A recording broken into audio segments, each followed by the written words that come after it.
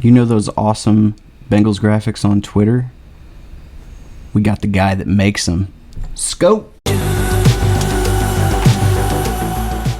What is up, Bengals fam? It's your boy Mike coming back at you with another Who Daily. I've got a big-time guest on the show today. Very special guy who is a mandatory Bengals Twitter follow at Dalton Signature. Dalton, how you doing? It's good to see you, man. Doing good, man. It's good to be here. Great. Hey, I'll tell you what. I loved the glad to have you. By the way, I love the reason I started following you is because by profession I'm a marketer. I do digital marketing consulting, and so I work with my preferred graphic designers. Right, every consultant has their kind of preferred graphic designer they work well with, and I just really liked your graphic. I'm a Bengals fan, so cool Bengals graphics are always going to do it for me, right? But B, just that they're very clean and very, I think they're very touching on the zeitgeist of Bengals fandom right now and the excitement, and very clean stuff. Let's start with your kind of, before we get into the graphic design stuff, in your graphics and your process there, let's talk about kind of, have you always been a Bengals? Well, I always ask this to my guest first question. What's your Bengals fan origin story as if you were like a superhero? Well, I'll tell you what. Starting off, I was born in Seattle. I grew up in Alaska, and of the immediate family, I was the only one born out of the state of Alaska. And DNA-wise, blood-wise, I should be a Seahawks fan, right? But never really clicked on. So I became a Bengals fan in 1989 when they went to the Super Bowl. I was living with my mom in Gallup, New Mexico, and the high school I was at, their thing was the Bengals. It was the Bengals of Gallup, New Mexico. And so I was in the marching band. I did drums, percussion. Always been an artist. Our family has a lot of artists and musicians.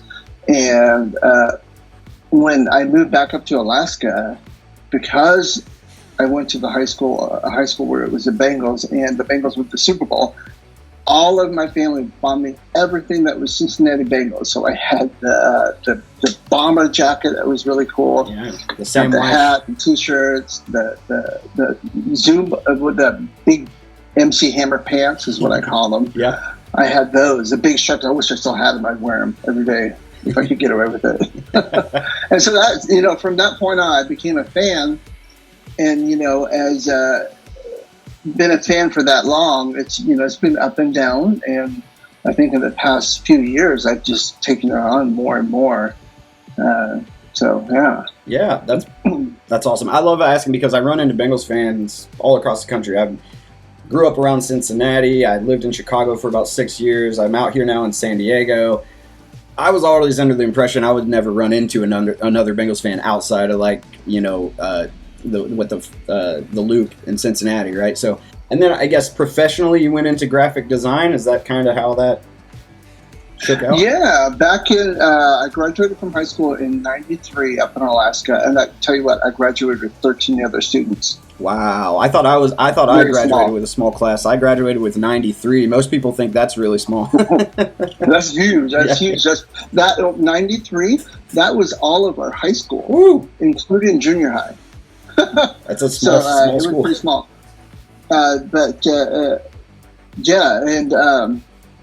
So I've always, like I said, I've always been an artist. Our family has always been artists. And my culture is I'm Tlingit from Alaska and Navajo from New Mexico. So I know more about my Tlingit side. So right. Art is everything to us. It's our history, our past, our present, our future, and it tells our story, and it is who we are, our identity. That's beautiful. So man. I've always, and I worked with Aldous PageMaker. I've worked with Photoshop version 3.0 back in high school, and so I've always loved art. And I decided my senior year I was going to go to the Art Institute of Seattle, and my good buddy of mine, Bob, was going to go with me, and he bailed the last minute. And I was like, you know what? I still want to do it, and I did it, and that's where it all started. Very cool. So we're going to jump into a couple. Oh, by the way, you mentioned being artists and stuff. Regulars on the channel, I occasionally have my guitar cases sitting back behind me and stuff. I do play a little. Yeah. I do a little bit of writing. I have a writing degree, so I do some writing. I'm very, my wife's a huge musical theater nerd, so we watch a lot of, we go to Broadway in San Diego. We have season tickets here, so yeah, right in line with that. But how do you get inspired? Because I know whenever I'm kind of writing or playing guitar, whatever I'm doing, even making these videos, sometimes I'm like, what am I gonna do? Like what should I talk about or write about today? What kind of inspiration? I mean, do you just kind of follow kind of the day's news and like press conferences, and I mean, if you hear something that resonates, you that inspires you, or how does that go? Well, for years, I don't think the Bengals really had a content creative team. Yeah. And then Mina jumped on board, and she was a one-person creative team. And she did it all, and she and still does an amazing job. And I think she inspired me to start doing more Bengal stuff, because I would just play with Photoshop and do my InDesign, Illustrator, marketing, advertising stuff that I've always done. So watching what she was starting to do as a one-person team got me inspired to do more Bengal stuff, more sports-related Photoshop graphics, and now they're growing. They got Dan. They got quite a few others on there doing video and doing that digital content creation. So it's amazing.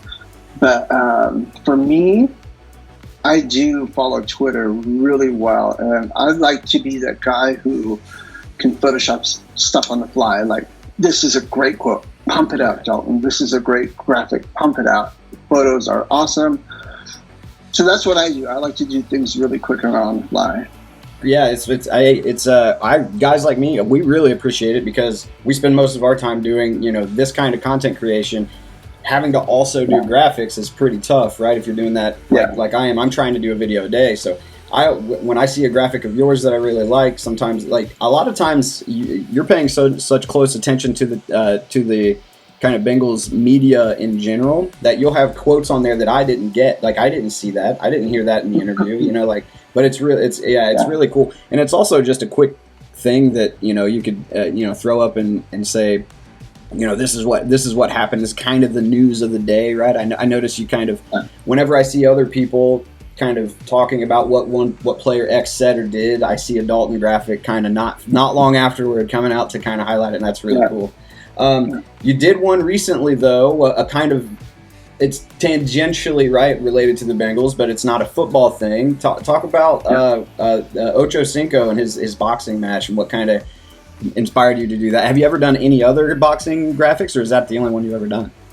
I did do just recently. What is he about? He's 1-0, I think, professionally, and he had the Bengals pants. The shorts. Right. Yeah, I know. Okay, I remember the graphic now. Yes, yeah. Homegrown Cincinnati. I believe he's from Cincinnati, and so I did his graphic first. I was like, "Oh, this is awesome!" The photo he had him, throwing a punch. So I wanted to put my little spin on it, and then when I heard Ocho was doing the boxing, I'm like, "Okay, I'm waiting for the photos. I'm waiting. They're going to spit out." I didn't do the pay-per-view because it's expensive. Yeah.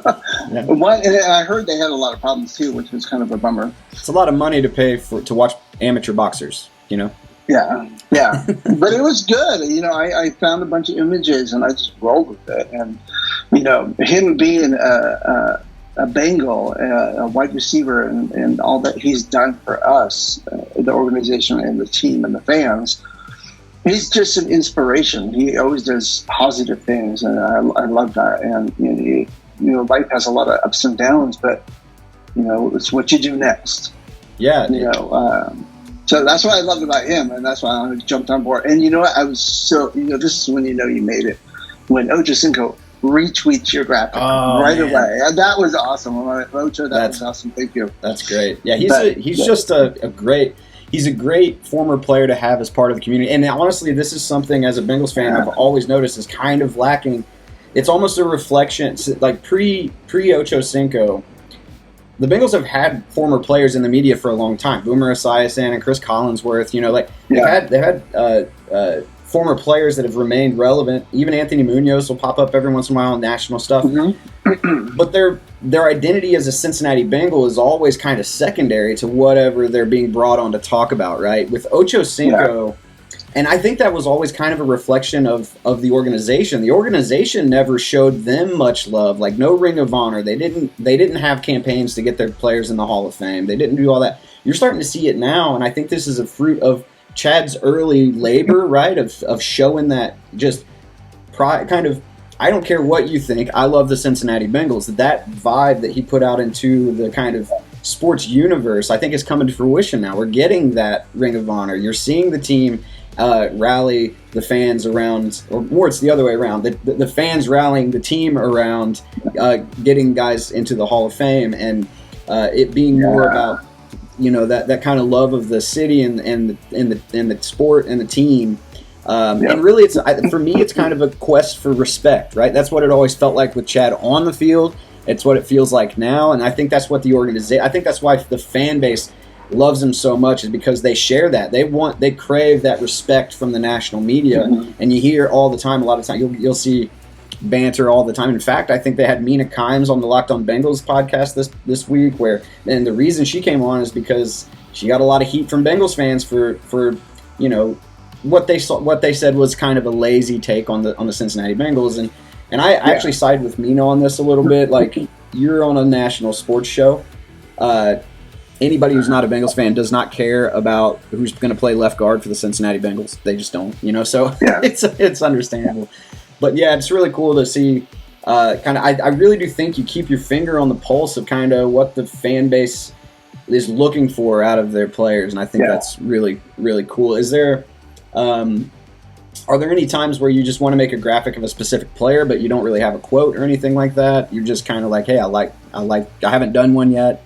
When I did the days countdown to the draft, that's where I remember those were very cool.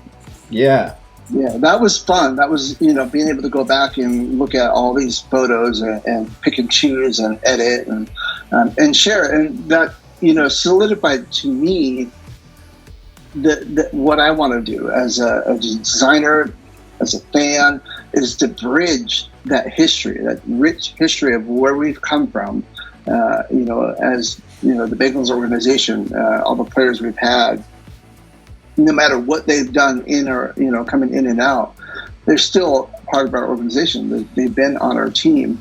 And doing that countdown was amazing to me, because I got to put stuff out there that people got to talk about. A lot of the guys and girls are going to say, oh, I remember when they did this. I remember when they did that, or they gave this to me. They signed this autograph. And that's what I love, is being helping bridge that history with my visual graphics. And that's just tons of fun for me. Yeah, man, I think it's an incredible just service to the fan base. And I know you're not the only guy out there doing it, right? And I think that there's just something that has, I do think this is a little bit of a Joe Burrow effect. Like, it got the fan base so excited that everybody was like, you know what, I have something I can contribute. And I really do think that you've got your hand, that idea that you have of kind of bridging the gap between the young fans of today. Anybody my age or younger has no living memory of this team being any good ever. Like, there's the Dalton years where they were right on the cusp all the time, but they were never true contenders. That bore out in them never winning playoff games, right? Yeah. I don't have a living memory of them winning a playoff game. I was alive, but I was like 2, so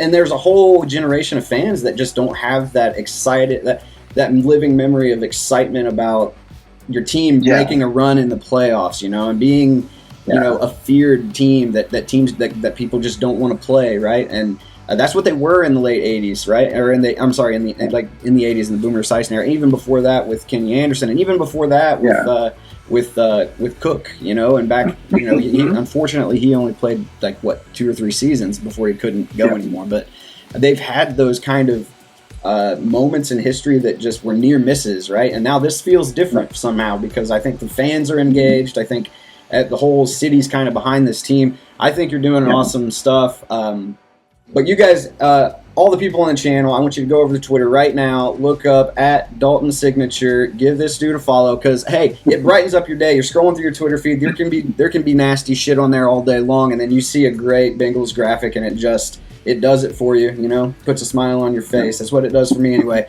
Dalton, I really appreciate you coming on. But yeah, any final words for the Who Daily channel viewers?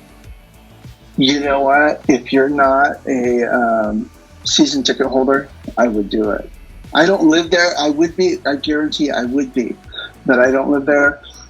Do it. Get your vote in for the Hall of Fame. You know, if I was a ticket holder, I would be voting for Ken Riley and Ken Anderson.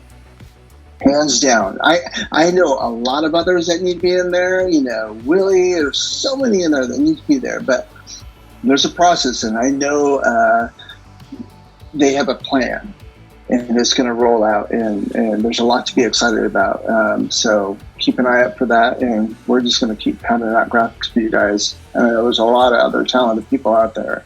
Absolutely, man. Well, I'm going to call it there. I've been Mike. He's been Dalton. This has been Who Daily. See ya.